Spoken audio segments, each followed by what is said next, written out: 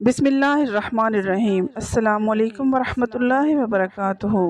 معزز ناظرین، غزوہ حنین میں مسلمانوں کی فتح ہو گئی تھی اور نبی کریم صلی اللہ علیہ وآلہ وسلم اپنے اصحاب کے ساتھ ایک خیمے میں بیٹھ کر جنگی معاملات پر گفتگو فرما رہے تھے کہ ایک صحابی خیمے میں داخل ہوئے اور عرض کیا، یا رسول اللہ صلی اللہ علیہ وآلہ وسلم، جنگی قیدیوں میں موجود ایک عورت آپ صلی اللہ علیہ وآلہ وسلم کی بہن ہونے کا دعویٰ کر رہی ہے، کیونکہ حضور صلی اللہ علیہ وآلہ وسلم کا نہ کوئی بھائی تھا اور نہ ہی بہن۔ اس لیے سب حیران ہو گئے کہ یہ عورت کون ہے۔ رسول اللہ صلی اللہ علیہ وآلہ وسلم نے فرمایا، اس خاتون کو اندر لایا جائے۔ خاتون خیمے میں داخل ہوئی اور حضور صلی اللہ علیہ وآلہ وسلم کی جانب محبت بھری نظروں سے دیکھنے لگی۔ یہ عورت کون تھی؟ تاریخ میں اس عورت کے متعلق کیا لکھا ہے؟ کیا نبی صلی اللہ علیہ وآلہ وسلم کے والدین کے مزید اولادیں تھیں؟ ان تمام پرتجسس سوالات کے جوابات اس ویڈیو میں جانیں گے۔ فتح مکہ تک جزیرہ عرب میں آباد تقریباً تمام قبیلے اسلام میں داخل ہو گئے تھے اور نبی کریم صلی اللہ علیہ وآلہ وسلم کی اطاعت قبول کر لی تھی، سوائے قبیلہ بنو حوازن اور قبیلہ بنو ثقیف کے۔ لہٰذا جب ان دو قبیلوں کے سرداروں کو یہ خبر ملی کہ حضور صلی اللہ علیہ وآلہ وسلم اور ان کے ساتھیوں نے مکہ بھی فتح کر لیا ہے اور اب عربوں کا سب سے بڑا قبیلہ قریش ان سے مکمل شکست کھا چکا ہے، تو قبیلہ حوازن اور ثقیف کے سرداران حنین نامی مقام پر اپنی اپنی فوج کو لے کر جمع ہوئے اور آخری مرتبہ نبی صلی اللہ علیہ وآلہ وسلم کے اس مشن کو روکنے کی کوشش کی، غرض اس سے جنگ کا آغاز کیا۔ جب حضور صلی اللہ علیہ وآلہ وسلم کو اس کی خبر ہوئی تو آپ صلی اللہ علیہ وآلہ وسلم 10,000 صحابہ مکہ سے اور 2,009 مسلموں کو لے کر حوازن کی جانب روانہ ہوئے۔ نبی کریم صلی اللہ علیہ وآلہ وسلم خود اس جنگ کے رہنما تھے۔ مسلمانوں کو فتح نصیب ہوئی اور مشرکین کے 70 سے زائد سپاہی مارے گئے۔ 6,000 سے زائد مشرکین کو گرفتار کر لیا گیا اور ان کی 24,000 اونٹ اور 40,000 بکریاں ضبط کر لی گئی۔ بنو حوازن اور بنو ثقیف کے قبائل کے ان قیدی عورتوں میں ایک بوڑھی خاتون بھی شامل تھی۔ روایات کے مطابق جب صحابہ کا ایک دستہ انہیں گرفتار کرنے پہنچا تو انہوں نے کہا، کیا تم مجھے قیدی بناؤ گے؟ میں تمہارے سپہ سالار اور اللہ کے نبی صلی اللہ علیہ وآلہ وسلم کی بہن۔ صحابہ کرام حیران رہ گئے۔ انہوں نے اس بوڑھی خاتون کو نبی کریم صلی اللہ علیہ وآلہ وسلم کی خدمت اقدس میں پیش کیا۔ جب یہ خاتون حضور صلی اللہ علیہ وآلہ وسلم کے سامنے آئی تو آپ صلی اللہ علیہ وآلہ وسلم کی جانب محبت بھرے انداز میں دیکھنے لگی اور بولی، اے اللہ کے رسول صلی اللہ علیہ وآلہ وسلم، میں تمہاری بہن شیمہ بنت حارثہ ہوں۔ نبی کریم صلی اللہ علیہ وآلہ وسلم نے ماضی کی یادیں ٹٹولتے ہوئے فرمایا، ہاں، بنی سعد میں میری ایک بہن کا نام شیمہ تھا۔ اس پر وہ خاتون جلدی سے بولی، یا رسول اللہ، ایک مرتبہ جب ہم لوگ اماں حلیمہ سعدیہ کے گھر کھیل رہے تھے تو آپ صلی اللہ علیہ وآلہ وسلم نے میری پیٹھ پر کاٹ لیا تھا، جس کا نشان آج بھی موجود ہے۔ یہ جملہ سنتے ہی حضور صلی اللہ علیہ وآلہ وسلم کو اماں حلیمہ کے گھر گزرے بچپن کے واقعات یاد آ گئے۔ یہ وہی بہن شیمہ تھی جو آپ صلی اللہ علیہ وآلہ وسلم کو ہر وقت گود میں لیے پھرتی تھی۔ آپ صلی اللہ علیہ وآلہ وسلم کی سنائی ہوئی لوریاں، پیار و محبت کی باتیں حضور صلی اللہ علیہ وآلہ وسلم کے ذہن میں محفوظ تھیں۔ حضور صلی اللہ علیہ وآلہ وسلم کی یاد تازہ ہو گئی۔ دراصل مکہ کے کالے سنگلاخ پہاڑوں کے عقب میں مشرق کی جانب زرخیز باغات، سرسبز و شاداب پہاڑوں کے درمیان میٹھے چشمے، لہلہاتی فصلیں اور حسین وادی تھی جسے طائف کہتے تھے، جہاں قبیلہ بنو ثقیف اور بنو حوازن آباد تھے۔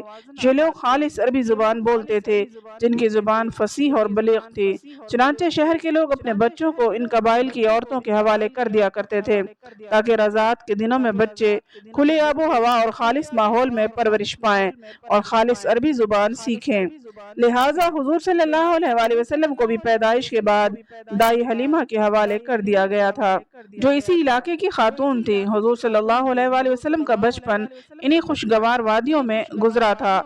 हुजूर सल्लल्लाहु अलैहि वसल्लम ने अपनी रज़ात के 5 साल वहीं अम्मा हलीमा सादिया के घर गुजारे थे, जहां हुजूर सल्लल्लाहु अलैहि वसल्लम की 4 बहन भाई मौजूद थे। ये दाई हलीमा के अपने बच्चे थे। सीरत इब्ने हशाम ने लिखा है कि हज़रत शीमा बचपन में हुजूर सल्लल्लाहु अलैहि वसल्लम को हर वक्त लोरी सुनाती थीं। इस लोरी का तर्जुमा यूं है कि ए हमारे रब, हमारे लिए मोहम्मद सल्लल्लाहु अलैहि वसल्लम को बाकी रखना, ताकि मैं उन्हें सरदार के रूप में देखूं, और ए अल्लाह उनके दुश्मनों और हासिदों को जलील और रुस्वा करना, और मोहम्मद सल्लल्लाहु अलैहि वसल्लम को दायमी इज्जत अता फरमाना। हज़रत शीमा हुजूर सल्लल्लाहु अलैहि वसल्लम को अपनी गोद में लेकर समेटती और फिर झूमती और फिर वो लोरी देती, ए हमारे रब, मेरे भाई मोहम्मद सल्लल्लाहु अलैहि वसल्लम को सलामत रखना। आज ये पालने में बच्चों का सरदार है, कल वो जवानों का भी सरदार होगा। और फिर झूम जाती। शाम के वक्त जब खवातीन खाना पकाने में मसरूफ होती तो बहनें अपने भाइयों को उठाकर बाहर ले जाती, और हर बहन का ख्याल ये होता कि मेरे भाई से जमाने में ज्यादा कोई खूबसूरत नहीं है।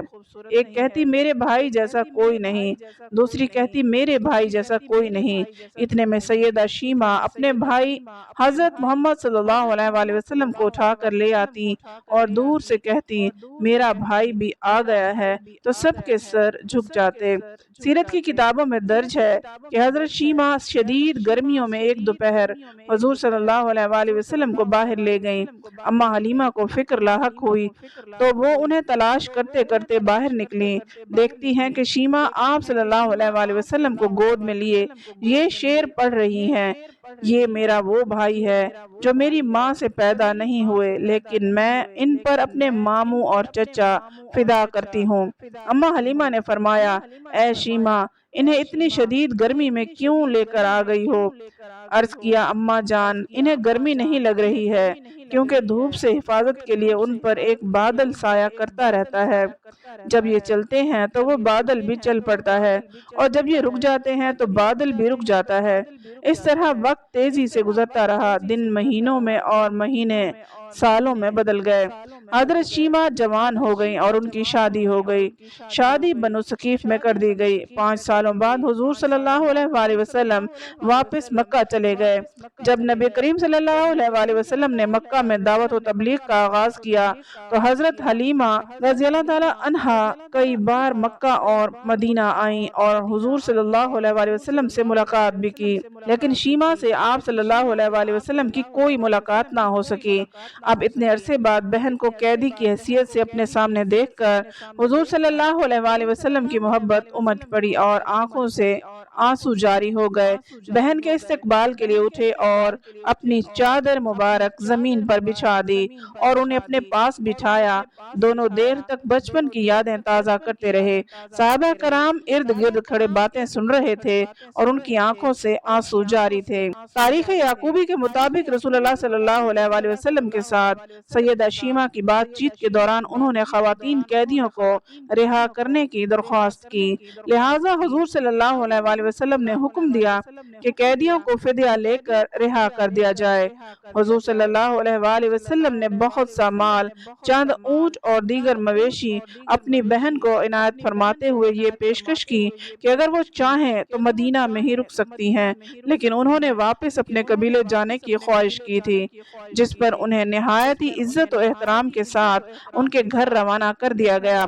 कैदियों के रिहाई के बाद कुछ सहाबा कराम नबी करीम सल्लल्लाहु अलैहि वसल्लम की खिदमत में हाजिर हुए तो आप सल्लल्लाहु अलैहि वसल्लम ने फरमाया, जब भी मैं कैदी रिहा करता हूँ तो मेरी ये आदत है कि मैं तुम लोगों से मशवरा करता हूँ, लेकिन आज मैंने ऐसा नहीं किया और कैदियों को आज़ाद कर दिया। सहाबा ने फरमाया, या रसूलल्लाह सल्लल्लाहु अलैहि वसल्लम, आप जो चाहें करें। हुजूर सल्लल्लाहु अलैहि वसल्लम ने फरमाया, चाहते हो मैंने ऐसा क्यों किया? सहाबा ने पूछा तो आप सल्लल्लाहु अलैहि वसल्लम ने इरशाद फरमाया, मेरे दरवाजे पर मेरी बहन आई थी, इसलिए मैंने ऐसा किया। उम्मीद है आपको हमारी आज की वीडियो पसंद आई होगी। मज़ीद वीडियोस के लिए हमारे चैनल को सब्सक्राइब कीजिए, वीडियो को लाइक और शेयर ज़रूर कीजिए। अगली वीडियो तक इजाज़त दीजिए। अल्लाह हाफिज़।